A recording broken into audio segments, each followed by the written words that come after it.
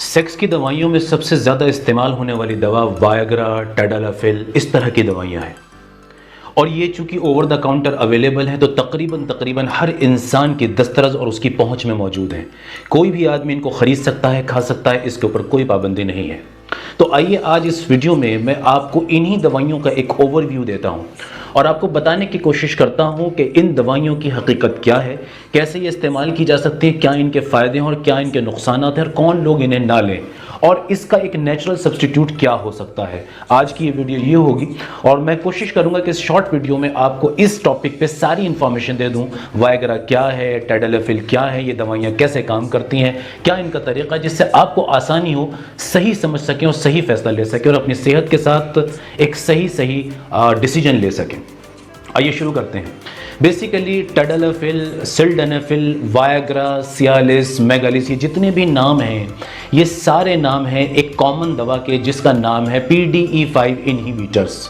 PDE5 inhibitors. मैं इस video में बार बार इस नाम को लूँगा, वायग्रा के साथ, टैडलाफिल के साथ, मेगालिस के साथ बार बार हम इसका नाम लेंगे जिससे आपके लिए आसानी हो कि बेसिकली क्या है।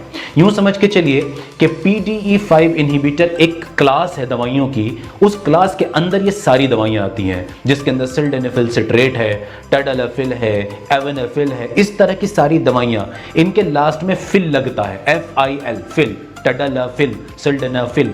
जिस दवा के आखिर में FIL लगता है वो इस क्लास के अंदर आती हैं जिसे हम PDE5 इनहिबिटर्स बोलते हैं। आगे चलने से पहले थोड़ा सा समझ लेते हैं PDE5 इनहिबिटर्स होता क्या है। हमारे शरीर के अंदर एक एंजाइम पाया जाता है जिसका नाम है PDE5, फॉस्फोडाइएस्टेरेज 5।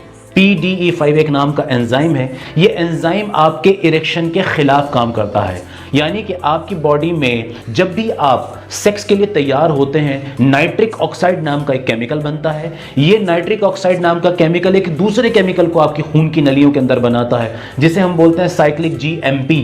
ये साइक्लिक GMP ही आपके लिंग में इरेक्शन लेके आता है। ये वाला केमिकल साइक्लिक GMP ही आपके लिंग में इरेक्शन लेके आता है और इसको मजबूत तनाव देता है। ये वाला एंजाइम जो आपकी बॉडी में मैंने बताया PDE5, ये एंजाइम इस साइक्लिक GMP को तोड़ देता है। जब ये इसको तोड़ता है तो यकीनन जब ये तोड़ता है तो ये तो इरेक्शन लाने वाली केमिकल है बॉडी के अंदर, इसको इसने तोड़ दिया तो ये गिर जाएगा नीचे, गिरेगा तो इरेक्शन भी खराब होगा। ये जो दवाइयां मैंने आपको बताई PDE5 इनहिबिटर्स, वो इस एंजाइम को जो इसको तोड़ रहा है इनको रोक देता है। जैसे मान लीजिए कोई आदमी किसी को मारने जा रहा है और आपने उसको रोक दिया कि नहीं भाई इसको मत मारो, तुम इसको बिल्कुल परेशान मत करो, उसको उसका काम करने दो। इसी तरह से ये दवाइयां इस एंजाइम को रोक देती हैं जिससे आपके लिंग में तनाव आ जाता है। तो इसलिए इनका नाम पड़ा PDE5 इनहिबिटर्स, यानी कि ये इनहिबिट कर देती हैं, रोक देती हैं इस PDE5 को। तो ये क्लास है और मैंने इसके अंदर बताया आपको कि 4 दवाइयां दुनिया भर में इस्तेमाल होती हैं इस क्लास के अंदर। सबसे पहले जो दवा लॉन्च की गई थी 90s के शुरुआत में वो सिल्डेनाफिल थी जिसको वायग्रा के नाम से जाना गया था। बहुत मशहूर हुआ इंटरनेट पर, इधर उधर वायग्रा वायग्रा वायग्रा। तो ये सिल्डेनाफिल सिट्रेट था जो तकरीबन 25 mg से लेकर 100 mg तक इस्तेमाल किया जाता था और किया जाता है। फिर इसके बाद एक दूसरी दवा जो इस सिल्डेनाफिल से थोड़ी और बेटर थी, काम करने में भी जल्दी भी काम शुरू करती थी और देर तक काम को करती थी, तो उस दवा का नाम था टैडलाफिल। टैडलाफिल को 2.5 mg से लेकर 20 mg तक इस्तेमाल किया जाता है। इसी तरह एक दूसरी दवा जो हमारे इंडिया में बहुत कॉमन नहीं है, बाहर कंट्रीज में यूज की जाती है, एवेनाफिल, वर्डेनाफिल टाइप की कुछ 2 और दवाइयां हैं। जैसे इनके नाम जो हैं लेविट्रा नाम से भी मार्केट में अवेलेबल होती हैं, स्लेंडरा नाम के से भी ये मार्केट में अवेलेबल हैं। लेकिन हमारे इंडिया में ये 2 दवाइयां अनकॉमन है, बहुत रेयर यूज़ की जाती हैं। हमारे यहाँ सबसे ज़्यादा जो इस्तेमाल होता है वो सिल्डेनाफिल सिट्रेट है और टैडलाफिल है। तो आइए आज मैं गहराई से जो बात करूंगा वो इन 2 दवाइयों को सामने रख के करूंगा क्योंकि यही इंडिया में सबसे ज़्यादा यूज़ की जाती हैं।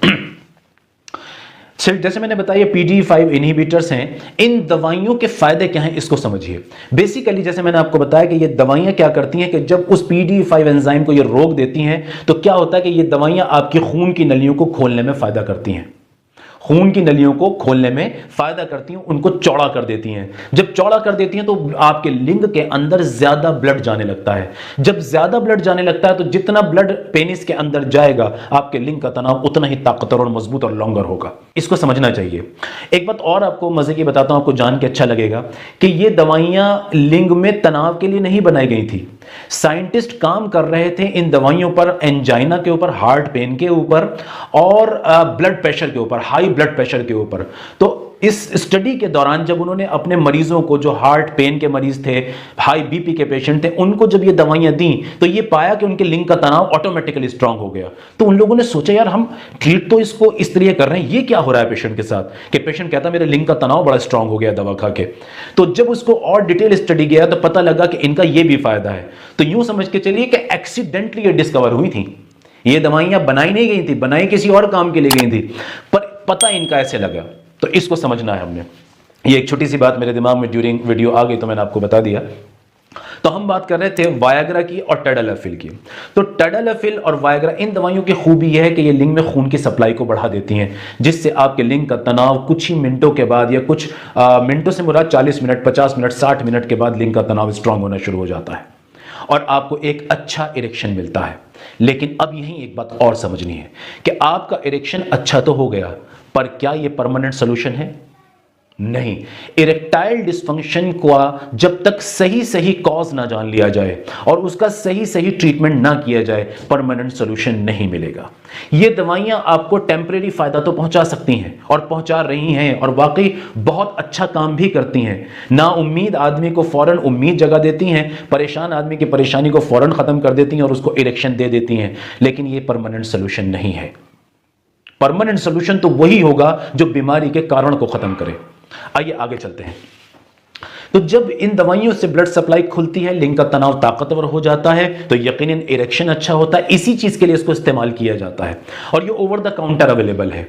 यही इसकी सबसे बड़ी प्रॉब्लम है कि ये हर किसी की अप्रोच में है।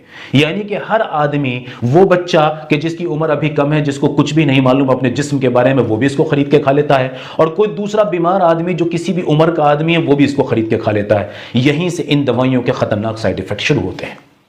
मैं इन दवाइयों के साइड इफेक्ट्स को दो कैटेगरी में तोड़ता हूं। साइड इफेक्ट्स क्यों बता रहा हूं? मैंने फायदा पहले बताया, इंस्टेंट काम करती हैं, बहुत फायदा पहुंचाती हैं और बहुत कारगर दवाइयां हैं, बहुत हेल्प करती हैं डॉक्टर्स की अपने मरीजों के लिए कि उनको इरेक्टाइल डिस्फंक्शन में मैक्सिमम फायदा पहुंचाया जा सके।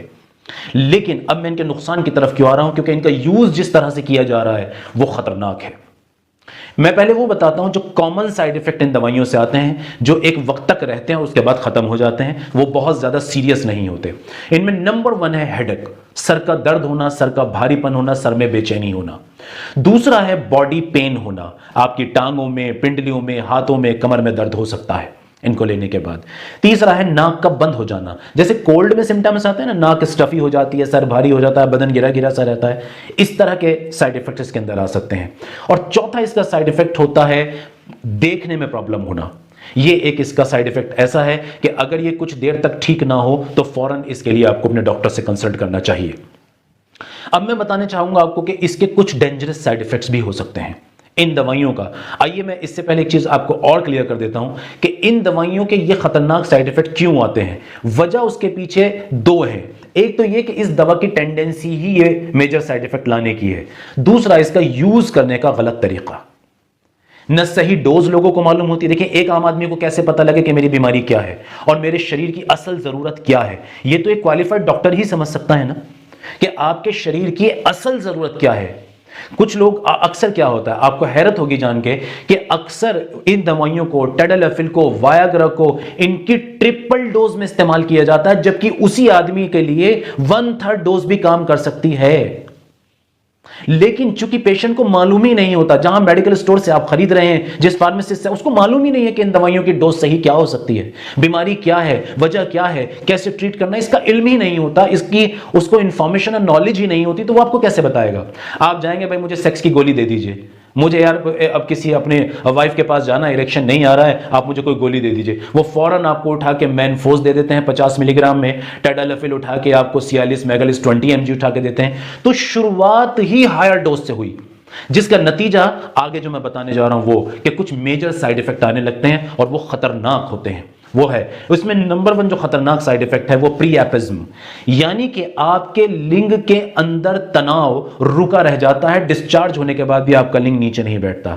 और अगर ये तनाव, ये लिंग का इरेक्शन 4 घंटे के अंदर अंदर खत्म ना हो तो ये आपके लिंग को परमानेंट डैमेज कर सकता है, यानी कि हमेशा के लिए आप नामर्द हो सकते हैं। तो अगर किसी आदमी के साथ ऐसा कभी हो जाए कि ये दवा लेने के बाद 4 घंटे उसका इरेक्शन खत्म ही नहीं हो रहा है, तो वो इंतजार ना करे 4 घंटे का। अगर 1 घंटा, सवा घंटा, 1.5 घंटे तक भी खत्म नहीं हो रहा, तो फौरन इमीडिएटली अपने डॉक्टर से कांटेक्ट करे या अपने किसी भी लोकल हॉस्पिटल और क्वालिफाइड डॉक्टर से कांटेक्ट करे इमीडिएटली। ये इसका एक, हालांकि ये रेयर है, कॉमन नहीं है, आमतौर से नहीं होता, पर हो सकता है।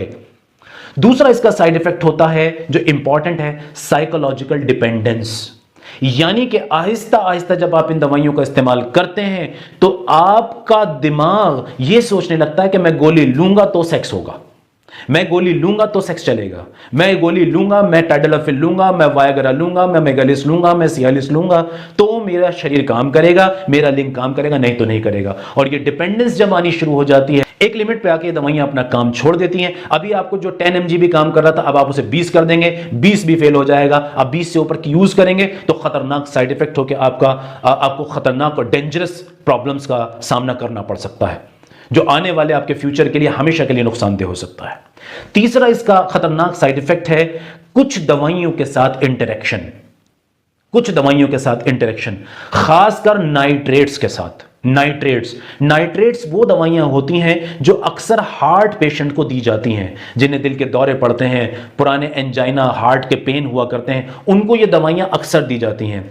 अगर ऐसे आदमी को जो नाइट्रेट्स ले रहा हो, जो पेशेंट को खुद नहीं मालूम होता, अगर वो नाइट्रेट्स ले रहा है और ऐसे आदमी को टैडलाफिल, वायग्रा, सुहागरा, मैनफोर्स इस तरह की दवाइयां दे दी जाएं, तो इन दोनों के बीच खतरनाक इंटरेक्शन होता है और आपका ब्लड प्रेशर 0 लेवल तक आ सकता है, जो आज जानलेवा साबित हो सकता है। ये उसके कुछ खतरनाक साइड इफेक्ट हैं।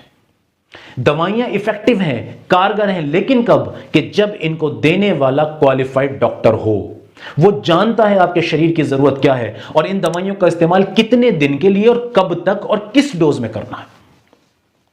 आप मेरी बात समझ रहे हैं कि कितनी डोज में, कितने दिनों तक और किस कंडीशन में, किस टाइम में, दिन के किस हिस्से में इसका इस्तेमाल करना है, कैसे देना है, फूड के साथ देना है, बिना फूड के साथ देना है, कॉफी के साथ देना है, बिना कॉफी के साथ देना है। अगर पेशेंट को साइड इफेक्ट आए तो कोई इसके साथ हम इंपॉर्टेंट ऐसी दवा ऐड कर दें कि जिससे वो साइड इफेक्ट कम हो जाए, ये डॉक्टर डिसाइड करेगा। तो मैं एक बात कहा करता हूं, उसे आप भी सुनिए। दुनिया का सबसे खतरनाक जहर अगर कोई भी है, उसको अगर एक राइट अमाउंट में, राइट जगह यूज किया जाए तो वो पावरफुल दवा बन सकता है। इसी तरह दुनिया की कोई भी पावरफुल दवा है, अगर उसे गलत जगह पर, गलत डोज में इस्तेमाल किया जाए तो वो खतरनाक जहर बन सकती है। तो इसे समझिए। ऐसा नहीं कि आप ओवर द काउंटर कहीं भी जाके कुछ भी खरीद लेते हैं बिना किसी डॉक्टर से कंसल्ट किए, क्वालिफाइड सेक्सोलॉजिस्ट से कंसल्ट किए, और आपको लगता है कि यार सारी दुनिया लेती है, किसी को कुछ नहीं होता। ऐसा नहीं है। सारी दुनिया का आपको नहीं पता कि किसको क्या हुआ, आप अपने साथ नहीं खेल सकते। ये मेरी आपसे हम्बल रिक्वेस्ट है कि सेक्स के नाम पर या सेक्स करने के नाम पर हमेशा के लिए अपनी जिंदगी को आफत में ना डालें। अब मैं आपको बताना चाहूंगा कि किन लोगों को ये दवाइयां बिल्कुल नहीं लेनी चाहिए, किन लोगों को। हालांकि ये डॉक्टर डिसाइड करता है कि वायग्रा, मैनफोर्स, सियालिस, मेगालिस, टैडलाफिल, वनलाफिल ये दवाइयां किसको दी जाए और किसको नहीं, ये डॉक्टर एग्जैक्टली डिसाइड करता है। लेकिन मैं यहां कुछ इंपॉर्टेंट चीजें बता रहा हूं कि किन लोगों को इनका इस्तेमाल बिल्कुल नहीं करना चाहिए। इसमें टॉप लिस्टेड वो लोग हैं जिनको ये मालूम हो कि इस तरह की दवाइयों से उनको एलर्जी होती है। अगर आपको कभी जिंदगी में दवा लेके इससे एलर्जी हुई थी, या जैसे बदन में खुजली का होना, होंठों का सूज जाना, आंखों से पानी का आना, या घबराहट और बेचैनी का होना, तो ये लोग इसे बिल्कुल दोबारा ट्राई ना करें बिना डॉक्टर की सलाह के, हरगिज भी, ये जानलेवा हो सकता है। नंबर 2 है वो लोग जो नाइट्रेट्स ले रहे हैं, जैसे मैंने अभी बताया कि जिनको ये पता है कि मैं हार्ट का पेशेंट हूं, मेरी कुछ दवाइयां चल रही हैं, बिना डॉक्टर की सलाह के छुए बिना इस गोली को। तीसरी चीज होती है वो लोग के जिनको पुरानी, क्रोनिक और सीवियर हार्ट की या लीवर की प्रॉब्लम है। लीवर की कुछ बीमारियां होती हैं, हार्ट की कुछ क्रोनिक और खतरनाक बीमारियां होती हैं, जिनको मालूम है कि मैं इस तरह की बीमारी से गुजर रहा हूं, वो अपनी मर्जी से इन दवा को कभी भी यूज ना करें। चौथे वो लोग हैं कि जिनका ब्लड प्रेशर अक्सर लो रहता है, बहुत ज्यादा लो रहता है, या अनकंट्रोल्ड हाइपरटेंशन, यानी कि बहुत ज्यादा बीपी का हाई रहना। ऐसे मरीज भी इसे हरगिज ना लें, ऐसे मरीज भी इसको हरगिज ना लें। और चौथी कैटेगरी वो है लोगों की कि जिनके लिंग में किसी किस्म का टेढ़ापन हो, खासकर पायरियन डिसीज की वजह से। जिन लोगों के लिंग में बिल्कुल टेढ़ापन है, ऊपर की तरफ, नीचे की तरफ, इधर या उधर, तो वो लोग इस दवा का हरगिज भी इस्तेमाल ना करें जब तक कि क्वालिफाइड सेक्सोलॉजिस्ट ना बताए।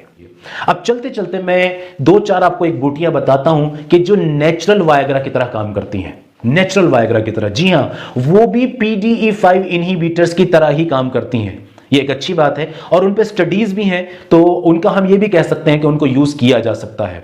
कुछ दवाइयां, कुछ बूटियां आपको इंडिया में मिल जाएंगी, कुछ नहीं मिलती हैं, मैं नाम उनके बता रहा हूं, लेकिन इनको भी आपने ट्राई खुद नहीं करना है। मैं मशवरा नहीं दूंगा कि आप इन्हें खुद ट्राई करने लग जाएं, क्योंकि आपका जिस्म बहुत कीमती है, आपकी सेहत बहुत कीमती है। इसके साथ खिलवाड़ सेक्स के नाम पर मैं नहीं समझता कि किसी भी तरह अक्लमंदी की बात होगी। ये एक बिल्कुल ऐसा ही है कि जैसे थोड़ी देर के मजे के लिए आप हमेशा के लिए अपनी जिंदगी को आफत और मुसीबत में डाल दें और फिर किसी भी काबिल ना रहें। लेकिन ये बूटियां हैं जो इस्तेमाल की जाती हैं। इसमें चार मेरे इस वक्त जहन में आ रही हैं कि जिनके पीछे कुछ स्टडीज भी हैं। एक है हॉर्नी गॉटवीड, एक प्लांट है। इस प्लांट का इस्तेमाल किया जाता है, इसके कुछ सप्लीमेंट्स भी मार्केट में मिलते हैं।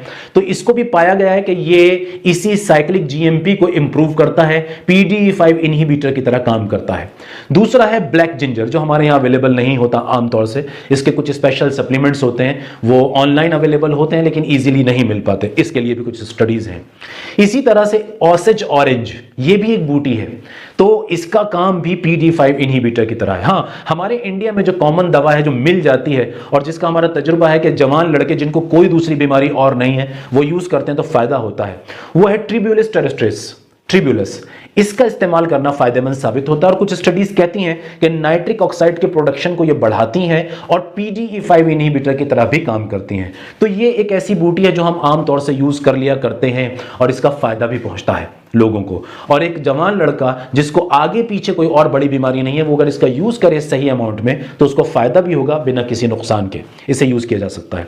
इसके अलावा मैं चलते चलते दो तीन इंपॉर्टेंट बातें आपको और बताता हूं। वायग्रा और टैडलाफिल से जुड़ी जो बातें थी वो तो तकरीबन मुकम्मल हुई कि किस तरह से इनको यूज करना चाहिए और कैसे करना चाहिए।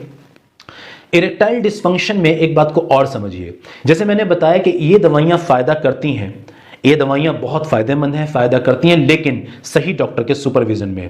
लेकिन ये आपकी बीमारी का परमानेंट इलाज नहीं है। जैसे मैं एक एग्जांपल देकर समझाता हूं। मान लीजिए आपका इरेक्टाइल डिस्फंक्शन डिप्रेशन या एंजाइटी की वजह से है, तो अब आप मुझे बताइए, जब तक डिप्रेशन और एंजाइटी को नहीं हटाया जाएगा ये दवाइयां कब तक काम करेंगी? बीमारी तो खत्म नहीं होगी, एक लिमिट पर जाकर इनके पास डिपेंडेंस और इनकी एफिकेसी कम होने लगेगी, बीमारी वहीं पड़ी रहेगी। तो हमें इसको समझना है कि हमें अपनी बीमारी के कॉज को ट्रीट करना है, कारण को ट्रीट करना है, उस बीमारी की वजह को ट्रीट करना है, ना कि उसके लक्षण को ट्रीट करना है। आप समझ रहे हैं? ना कि उसके लक्षण को ट्रीट करना है। तो ये याद रखिए कि इरेक्टाइल डिस्फंक्शन का एक प्रॉपर ट्रीटमेंट होता है, उसके अंदर कई किस्म की दवाइयां एक साथ इस्तेमाल की जाती हैं। उसके साथ टैडलाफिल, वायग्रा, सिल्डेनाफिल भी यूज की जा सकती हैं, मिनिमम अमाउंट में, मिनिमम डोज में, जो आपके लिए बिल्कुल बेहतरीन साबित हो। एक बात और बताता हूं कि कभी कभी इन दवाइयों का इस्तेमाल सेक्सोलॉजिस्ट एक व्हीकल की तरह भी करते हैं। व्हीकल का एक एग्जांपल देता हूं। फॉर एग्जांपल ये मेरे हाथ में मेरा मोबाइल है। मान लीजिए मुझे इस जगह से इस जगह, इस जगह से इस जगह कुछ लोगों को शिफ्ट करना है, या मान लीजिए एक पुल बना हुआ है और उस पुल के एक कॉर्नर से दूसरे कॉर्नर पे कुछ लोगों को शिफ्ट करना है। तो अब एक तरीका तो यह है कि हमारे एक आदमी से कहें कि भाई एक एक करके ये पुल क्रॉस करो, या एक दूसरा तरीका यह है कि हम कोई एक कार लाएं, एक गाड़ी लाएं या कोई एक बस लाएं जिसमें हम उन लोगों को बिठाएं और एक ही बार में ये पुल क्रॉस करा दें सारे लोगों को। तो देखिए ये जो पुल क्रॉस हुआ है, ये जो सारे लोगों ने एक साथ पुल को क्रॉस किया, वो एक व्हीकल के जरिए किया है, उस बस के जरिए किया है। जैसे हम अपनी गाड़ियों को भी कहते हैं ना, कार, बस, ट्रक, ये व्हीकल्स हैं। तो कभी कभी क्वालिफाइड सेक्सोलॉजिस्ट वायग्रा को, टैडलाफिल को व्हीकल की तरह भी यूज करते हैं। यानी कि इसके ऊपर, आसान जबान में बता रहा हूं, इसके ऊपर हम कुछ काम की दवाइयां रखते हैं और चूंकि ये लिंग की खून की सप्लाई को बढ़ाता है तो सीधा उन दवाइयों को लिंग तक ले जाता है और रिपेयर करा देता है। लिंग के टिश्यूज को, लिंग की नसों को, लिंग की नलियों को, लिंग की सॉफ्ट स्पॉन्जी टिश्यूज को ये रिपेयर करवा देता है जल्दी से। तो ये भी इसका एक बेनिफिट है जो क्वालिफाइड सेक्सोलॉजिस्ट यूज करते हैं। उम्मीद है बात समझ में आई होगी। मैंने एक ओवरव्यू आपको दिया है और इसके अंदर बात को खत्म करने की कोशिश की है। आइंदा आने वाले वक्त में हम डिटेल वीडियोस भी इस पर कर सकते हैं जरूरत के हिसाब से। Thank you very much.